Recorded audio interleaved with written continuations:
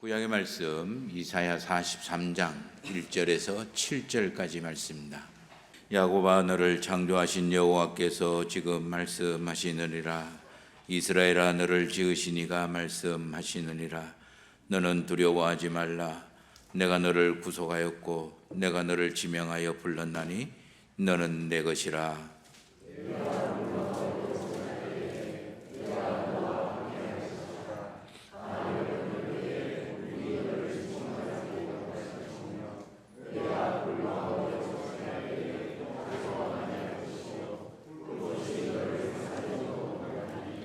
대저 나는 여호와 내 하나님이요 이스라엘의 거룩한 이요 내 구원자임이라.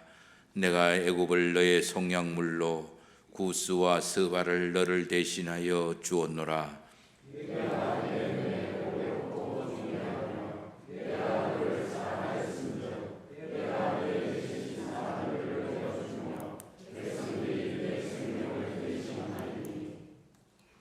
두려워하지 말라. 내가 너와 함께하여 내 자손을 동쪽에서부터 오게 하며 서쪽에서부터 너를 모을 것이며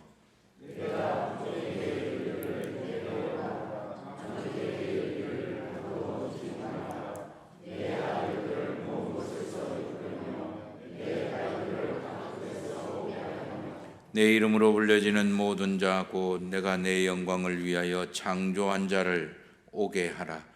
그를 내가 지었고 그를 내가 만들었느니라. 아멘. 신약의 말씀입니다. 마가복음 14장 32절에서 42절까지입니다. 그들이 겟세마네라 하는 곳에 이르심에 예수께서 제자들에게 이르시되 내가 기도할 동안에 너희는 여기 앉아 있으라 하시고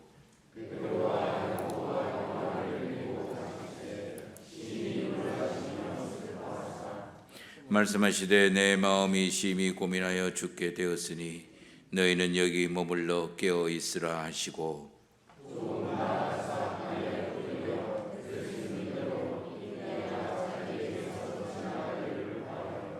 이르시되 아빠 아버지여 아버지께서는 모든 것이 가능하오니 이 잔을 내게서 옮기시옵소서.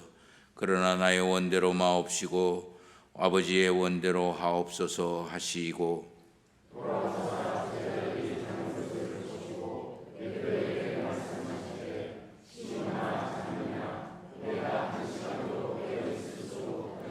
시험에 들지 않게 깨어 있어 기도하라. 마음에는 원이로 돼 육신이 약하도다 하시고 다시 오사 보신즉 그들이 자니 이는 그들의 눈이 심히 피곤함이라. 그들이 예수께 무엇으로 대답할 줄을 알지 못하더라.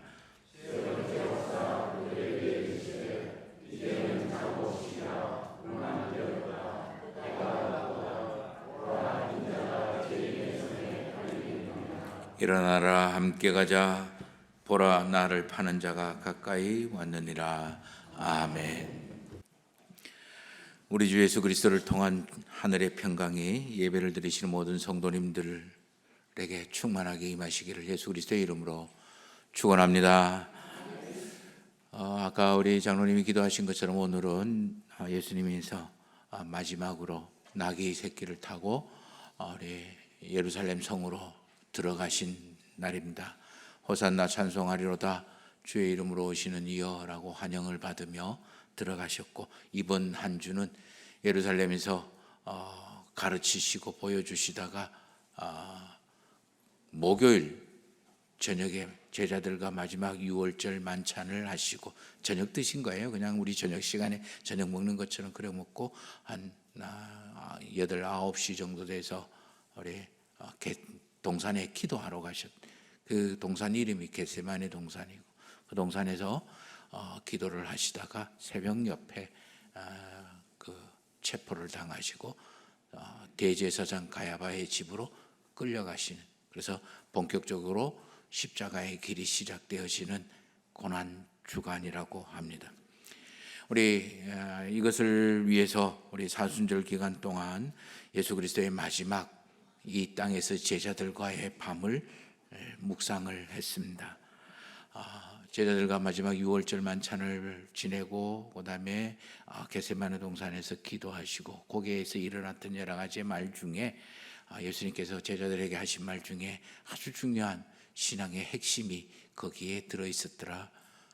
서로 발을 씻겨주라.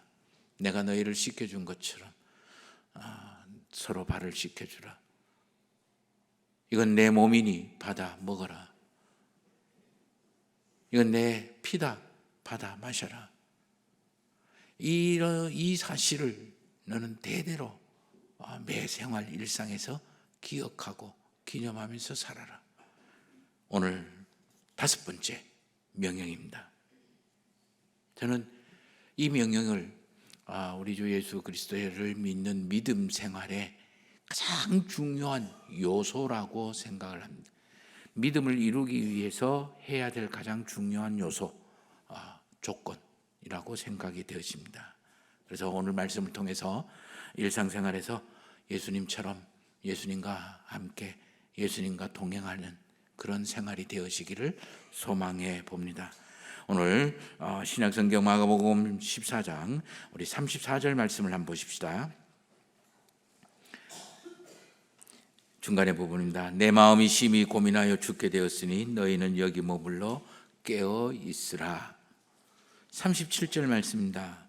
시몬아 자느냐 내가 1시간도 깨어 있을 수 없더냐. 38절 말씀입니다. 시험에 들지 않게 깨어 있어 기도하라. 이렇게 이야기합니다. 자, 예수님은 지금 그 제자들과 함께 겟세마네 동산에서 기도하러 가셨습니다. 너무 고민되고 너무 막 압박감이 너무너무 큽니다. 그래서 제자들에게 야, 여기서 잠깐 깨어서 나하고 같이 기도 좀 해줘.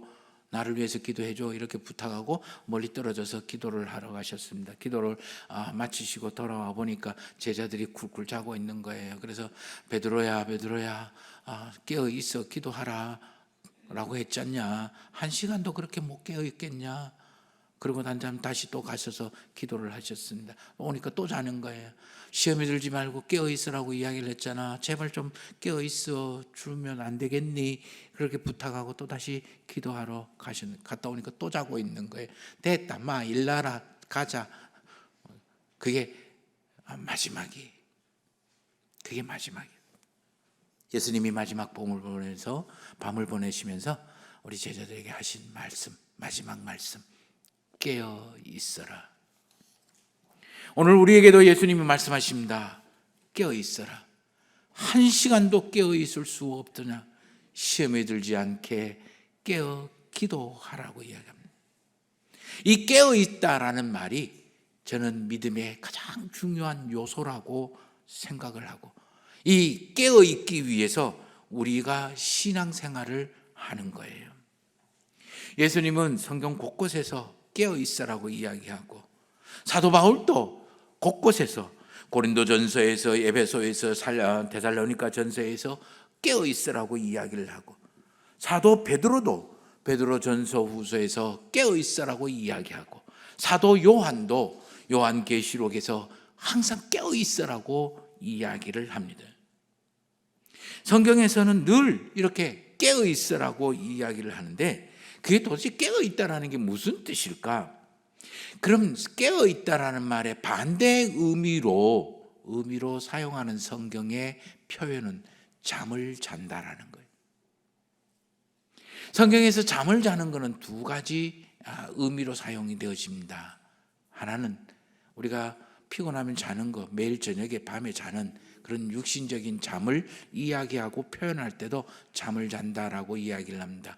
잘 자라 뭐 이런 이야기할 때 자는 거예요.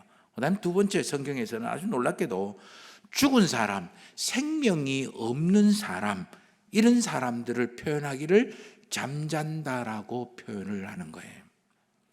그러므로 오늘 본문에 나오는 제자들을 보고 하신 예수님의 말씀 깨어 있어라는 말은 육신적으로 잠자지 말라라는 그런 이야기도 되지만, 영적으로 살아 있어라, 영적으로 살아 있어라, 깨어 있어라, 영적으로 죽은 채로 살지 말라, 뭐 그런 의미이기도 한 거예요. 그러면 영적으로 살아 있다, 영적으로 깨어있다라는 말은 어떤 모습일까? 그 모습을 알기 위해서는 사람이 잠잘 때 하는 상태를 가만히 생각을 해보면 깨어있다, 그 반대가 깨어있는 거예요. 사람은 잠잘 때 생각이 없습니다. 생각이 있다 할지라도 기억을 못하고 알아차리지를 못해요. 그 말은 다른 말로 이야기하면 잠잘 때는 생각하지 않는다라는 거예요. 그러므로 잠잔다라는 말은 생각이 없는 상태, 아무 생각 없이 사는 상태, 이런 상태를 잠잔다라고 하는 거예요. 따라서 잠잔다의 말의 반대의 의미인 깨어있다라는 말은 영적인 생각들을 하고 살아간다, 영적으로 생각이 있는, 영적 생각들을 가지고 있는 상태, 이거를 깨어있다라고 이야기해요. 그러면 내가 어떻게 영적인 생각을 하면서 살아갈 수 있을까? 영적으로 깨어있는 것을 할 수 있을까? 가장 중요한 게 내가 하나님의 사람이다라는 것을 생각하면서 사는 거예요. 내가 하나님의 사람이다라는 걸 생각하라는 거예요. 기억하라는 거예요. 잊어버리지 말라는 거예요. 이 생각이 잃어버리면 저와 여러분들은 영적으로 잠을 자게 되는 거예요. 사람에게 제일 중요한 것은 바로 이 자기 정체성입니다. 내가 누군지를 아는 거예요. 이걸 잊어버리면 잘못되어지고, 이거를 분명하게 기억하고 생각하면 무엇을 어떻게 해야 될지를 길이 보이게 되는 거예요. 저와 여러분들이 예수 그리스도를 믿는다, 또 예수 그리스도를 믿는 믿음의 길을 걸어간다라는 것은 바로 이런 하나님의 일을 늘 생각하면서, 하나님의 사람이라는 것을 늘 생각하면서 살아가는 거예요. 아무리 내 생활이 어렵고 힘들고 외롭고 아프다 할지라도 내 하나 기억해야 되는 거, 늘 기억하면서 살아야 되는 거, 생각하면서 내가 하나님의 사람이지. 아무리 내가 죄를 범하고 허물 속에 빠지고 그리고 악의 구렁텅이에 빠져 있다 할지라도 내가 하나님의 사람이지. 이거를 기억하고 생각을 하면 내가 무엇을 어떻게 해야 될까, 여기서 빠져나갈지 길이 보이기 시작하는 거예요. 반대로 내가 아무리 잘되고 잘 나가고 대단해진다 할지라도 내가 하나님의 사람인 것을 생각을 하고 있으면 내가 어떻게 해야 되는지를 깨닫고 찾을 수가 있는 거예요. 저와 여러분들이 깨어있으라는 하나님의 말, 예수님의 말씀은 언제 어디서나 내가 어떤 상황과 어떤 처지에서든지 내가 하나님의 사람이지, 이거를 생각하면서 살아. 잊어버리지 마라.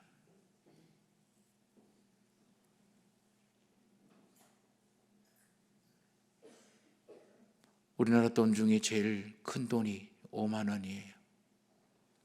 은행에서 새로 발간된 깔깔깔이 5만 원도 5만 원의 가치가 있다. 그걸 가지고 와서 째고 구기고 발로 밟고 심지어 똥 묻혀놔도 5만 원이에요.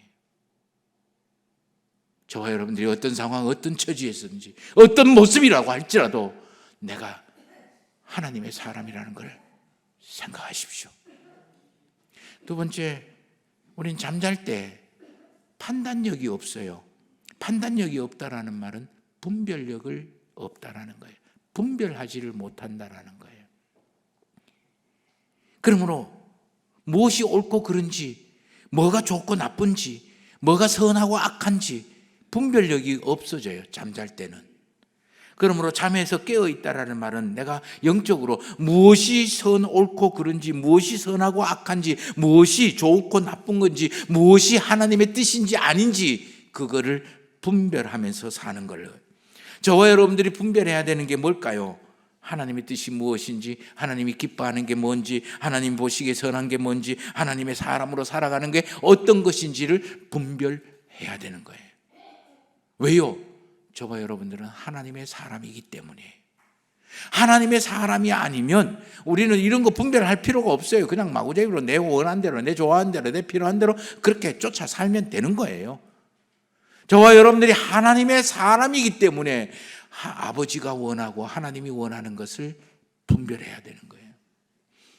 저의 집 아이들은 아버지, 어머니가 좋아하는 게 뭐고 싫어하는 게 뭐고 원하는 게 뭐고 그리고 원치 않는 게 뭔지 대충 알고 살아요.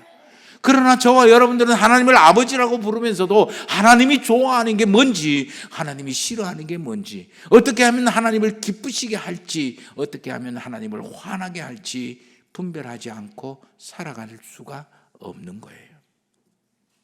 그러므로 저와 여러분들은 하나님의 사람들이기 때문에 하나님의 뜻을 찾고 우리의 생활 속에서 하나님이 원하시고 하나님이 좋아하시는 것을 찾아 분별하면서 살아야 되는 거예요.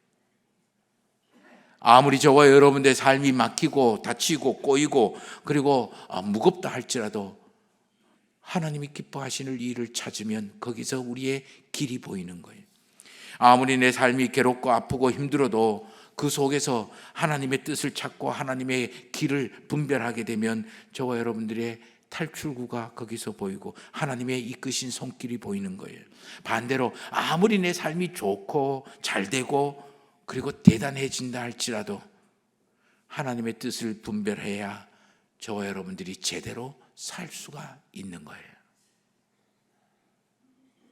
이렇게 하나님의 뜻을 찾고 고민하고 분별하기 위해서 애쓰고 노력을 할 때 저와 여러분들은 깨어있게 되는 거예요. 오늘 예수님께서 겟세마네 동산에서 기도하시는 이유도 바로 내가 죽게 돼서 너무 고민이 된다. 그러나 내가 하나님의 뜻을 찾기 위해서 분별하기 위해서 기도한다. 그러므로 너희들도 깨어 기도해라. 이렇게 하나님의 뜻을 분별하기 위해서 생활을 할 때 우리는 영적으로 깨어 있는 거예요. 또 잠을 잘 때 보면요, 우리가 내 옆에 누가 있는지를 몰라요. 내가 어떤 상태, 어떤 모습으로 있는지를 잘 모르는 거죠. 그래서 잠을 아주 깊게 자는 우리 갓난 아기들은 업어가도 몰라요. 가끔씩 가도 우리 어른들도 저 사람 자면 업어가도 모른다라고 이야기를 하긴 하죠. 깨어있다라는 말은 내가 누구와 함께 있는지를 안다, 알고 있다. 내가 어디에 있다라는 걸 알고 있다. 그런 의미예요. 저와 여러분들이 어디에 있습니까? 하나님 옆에 있는 거예요. 내 옆에는 뭐가 있습니까? 하나님이 계시는 거예요. 하나님은 저와 여러분들을 통해서 이 땅에 역사하기를 원하고 이 땅에서 하나님의 복을 만들기를 원하고 하나님은 저와 여러분들을 도와주셔서 우리의 인생을 기름지게 만들기를 원하고 하나님은 저와 여러분들의 삶을 통해서 역사하셔서 하나님의 살아계심과 하나님의 사랑을 드러내고 나타내고 증명하고 보여주기를 원하시는 거예요. 예수님이 이 땅에 오신 제일 첫 의미가 이 땅에 오신 모습이 바로 마태복음 1장 23절에 보라 처녀가 아이를 낳을 텐데 그 이름을 임마누엘이라. 임마누엘은 바로 하나님이 우리와 함께 하신다라는 거예요.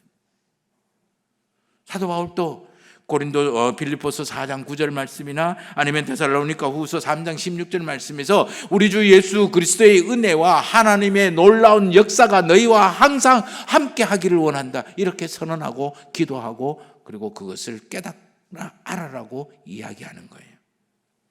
사도 요한 역시 요한 2서 1장 13절 말씀에 진리와 사랑 가운데 있는 하나님이 너희와 항상 함께 있을 거다. 그렇게 이야기하는 거예요. 그러므로 저와 여러분들은 분명하게 우리 인생살이에서 기억해야 되는 게 온 세상 천지 만지 아무리 아프고 아무리 힘들고 아무리 괴롭고 그래도 저와 여러분들과 함께 하시는 하나님을 볼 수 있어야 돼. 그걸 기억하라. 그걸 알아채려라. 그래서 함께 하시는 하나님의 위대한 치유와 소생의 역할을 만드시는 것을 알아라는 거예요. 아무리 저와 여러분들의 삶이 막히고 답답하고 꼬여도 하나님은 우리와 함께 하시면서 우리를 구원하시기를 원하고, 세상 천지 아무도 나에게 도움이 되지 않고 내가 혼자 살아가는 것 같다 할지라도 내 옆에는 하나님이 우리를 통하여 하나님의 신령한 뜻을 이루어 가신다는, 반대로 하나님이 나에게 복을 주시고 잘되게 하시고 영향력을 주셔서 내가 뭐 대단한 그런 이 풍선이 부풀어 있는 것처럼 부풀어 있다 할지라도 착각하지 마라. 하나님이 살아계셔서 너가 지금 이렇게 된 거야. 그걸 알고 살아라는 거예요. 그래서 하나님은 모든 것을 합력하여 선을 이룬다라고 이야기했어요. 그래서 예수님은 제자들에게 잠자지 말고 깨어 있어라고 이야기합니다. 저와 여러분들에게 오늘 이야기하십니다. 잠자지 말고 깨어 있어라. 깨어 있어. 너가 혼자가 아니라는 사실을 알아라.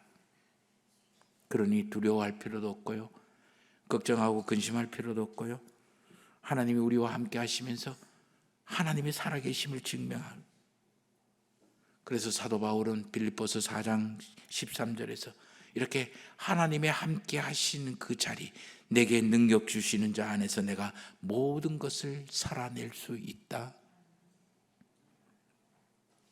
오늘 우리가 읽은 구약의 말씀도요, 이사야 43장 1절에 합니다. 너는 두려워하지 말라. 내가 너를 구속하였고, 내가 너를 샀고, 내가 너를 지명해서 불렀고, 그러니 너는 내 거야. 너는 내 것이기 때문에 물 가운데로 지날 때에도 내가 너와 함께 할 거야. 그래서 강물이 너를 침몰시키지 못하게 만들 거야. 너가 불 가운데로 갈지라도 타지 않게 할 거야. 불꽃이 너를 사르지 못하게 내가 막을 거야. 왜? 나는 너의 하나님이고 나는 너의 구원자이기 때문에. 내 눈에는 너가 얼마나 보배롭고 얼마나 존귀한지, 얼마나 사랑스러운지 너가 알아줬으면 좋겠어. 그래서 이 땅에 살아가면서 내 영광을 위하여 내가 너를 만들 거야. 내가 존귀하게 되기 위해서, 내 살아계심을 증명하기 위해서 내가 너를 지었고 만들었어.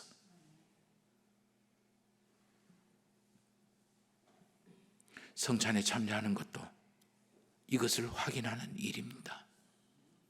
고난주간을 지나시면서 십자가를 통하여 하나님이 내가 너를 불렀고 내가 너를 만들었고 내가 너와 함께하고 그래서 너는 내 사람이야, 그 음성을 느낄 수 있고 들을 수 있게 되기를 예수 그리스도의 이름으로 축원합니다.